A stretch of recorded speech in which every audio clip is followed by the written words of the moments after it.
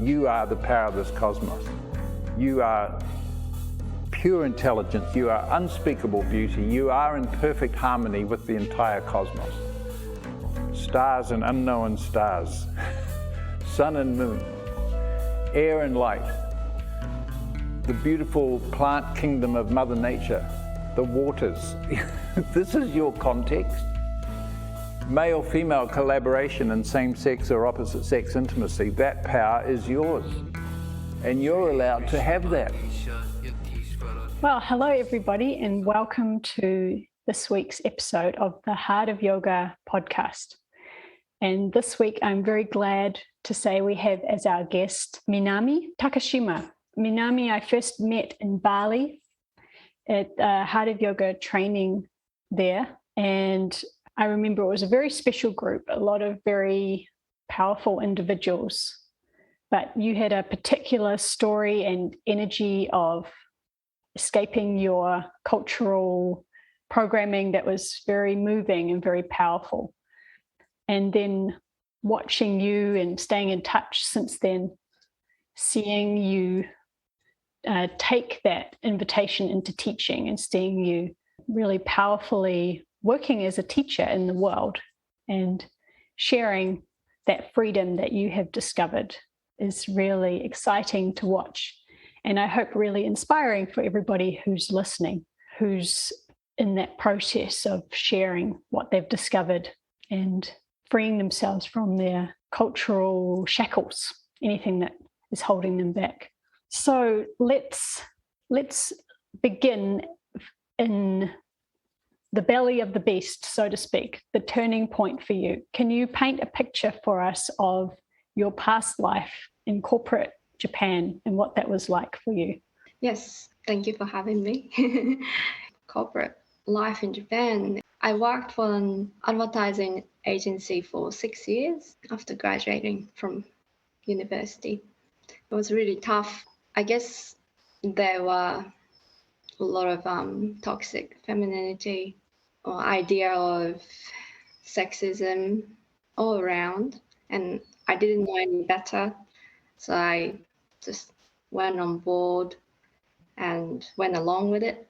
But I didn't even realize myself, but I was really hurting myself, my pride as a woman, and I was working very hard, like more than 12 hours a day, so very high stress, high demand, go energy all the time.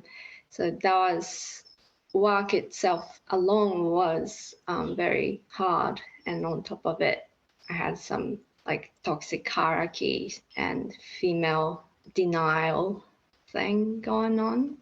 So yeah, I felt powerless even though I was experiencing a lot of fancy glittery stuff in the industry. Like it was such a diverse, bright light of fame or fancy thing, and darkness that I felt inside was quite a contrast. And did you realize that it was a cultural issue, a work culture issue that you were immersed in, like a fish in water? Or did at the time you feel like it was some personal failure in you? I guess I just felt it was personal. I didn't know anything else to compare with. I did have experience going overseas, living overseas prior to that, but that was as a student, young, didn't know any better. But then I met Ray, my now husband, started living together in Sapporo, my hometown.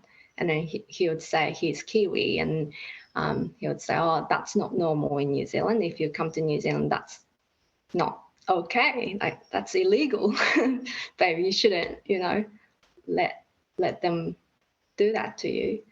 But I couldn't believe it because I never seen it with my own eyes. Like, yeah, that's like in a dreamland, but this is what it is. This is reality. So kind of had a self-punishment mode going on. Like it was just almost impossible to imagine something different. And you've described some of those hierarchies where it really was like being a woman, you are second you're a second-class citizen, no matter how hard you work.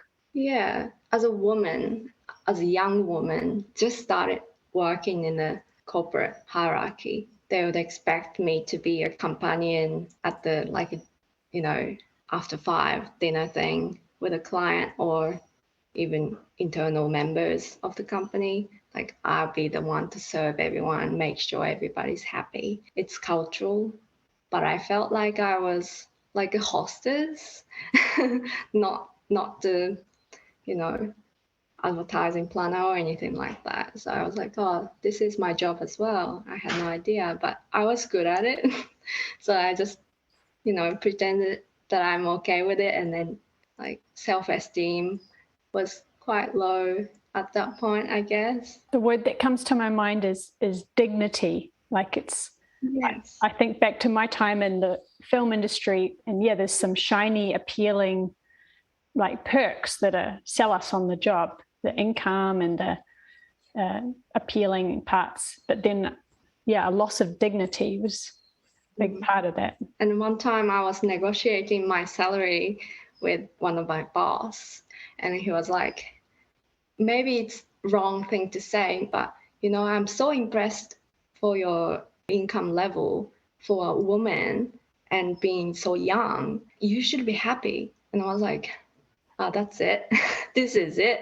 Like, this is gonna, I'm just gonna throw this away. But that hit me. And then I told my husband about it, and he was like, oh my God, that's just insane.